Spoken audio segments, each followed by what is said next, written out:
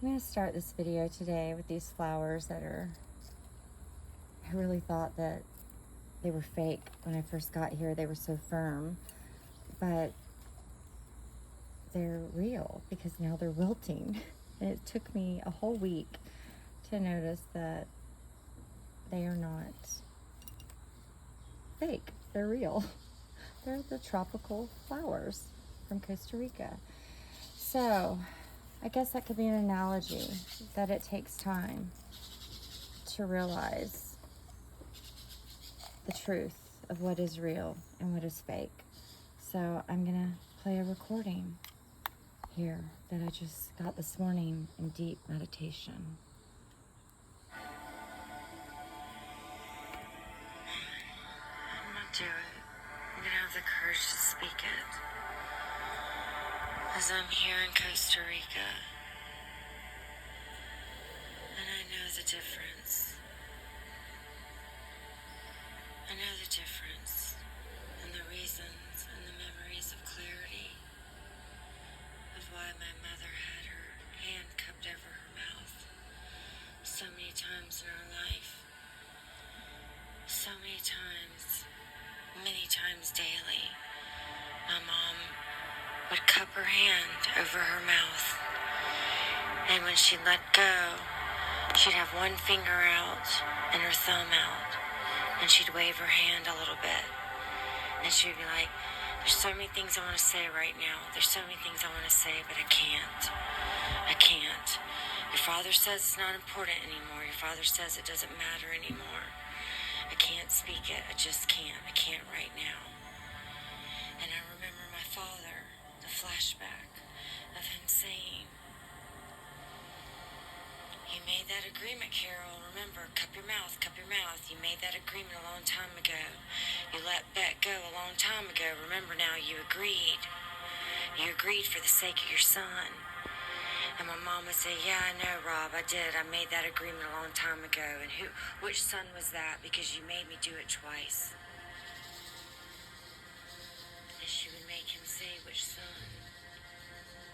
And it was usually Robert. It was always Robert. It was always my brother, Robert. Because I was just 4 years old when he was born. This is the truth. And I know my brothers would testify that they remember my mother cupping her hand over her mouth, and when she would release it and wave her hand away, she'd be gritting her teeth. My mom coped in the best way that she could. That's all. For now. And now for later, because it is so hard to speak it, but we have to. We have to. And when I say we, I mean the voices of all who have trouble speaking it out. As I've been in deep meditation this morning, and I see, and my mom would say, well, which one is it this time, Rob? Which one is it this time? Because you made me do it twice. One for Bet and one for the other son. So which one is it? For now.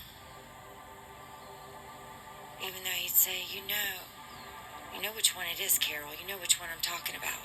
She'd say, no, Rob, I don't. Right now, I don't. I don't know which one. So which one is it? So then he would speak the name. It would either be Robert or John. And he would never say David. It would be John. And I see the correlation. Because it's true. John David was named John David because my grandfather was John Davis. He named himself as an orphan. And his name is encrypted or engraved on the back of the gravestone of my grandma Bet.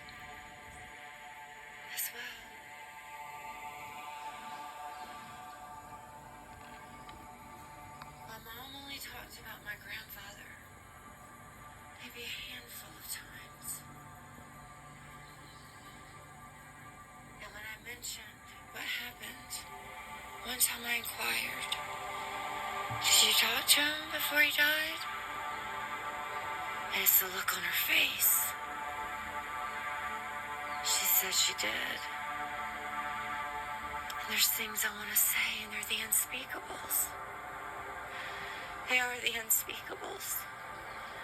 Because how could you imagine that the person you agreed to marry 4 years later, when you choose to have a baby, before that baby's born, and even though he's dying of cancer, lung cancer, from smoking and drinking himself to death, supposedly, that's when your husband chooses the opportune time to take him out. My mom kept it silent, all of them. She never knew years later that he would do the same to his own mother when I was 19. These are the unspeakables. But when someone knows how to commit crimes and acts of murder, saying that they're God and they can choose when to take someone out, well, they're suffering anyway, Carol, they're suffering anyway. Doesn't make it right.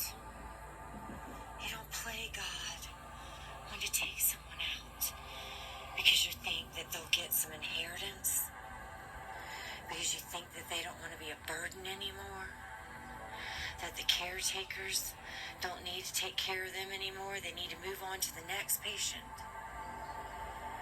These are clinical, psychopathic traits to notice.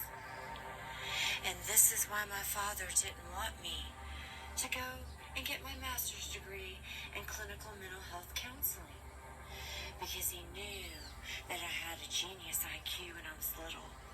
He knew that I could remember things in details daily. He knew that I was ambidextrous and I was skipping grades at a rapid pace. He knew that I could overcome, because he also knew my spirit was pure. I did have the spirit of my grandma Bet, and my mom had a pure spirit, and he pounced. And he used her. And I almost want to be like, at no fault of his own, because he was also abused when he was little. He was neglected. He was neglected. And I can guarantee, I can almost guarantee, and I said it to his lawyer when I talked to him, my father was used and abused too. And most likely, if I didn't say this part, I didn't identify, but I got the pictures. It was my Aunt Lily, who was a transvestite. Hi, little butterfly. I remember the green skull. I remember the monkeys that we had, the little sculptures. Hear no evil, see no evil, speak no evil. And I remember the cube, the crystal cube with the American coins in it. I remember the cultist things that we had in our home before my mom became a Christian, when Robert and I started staying with Marlene. And I'll stop it there for now.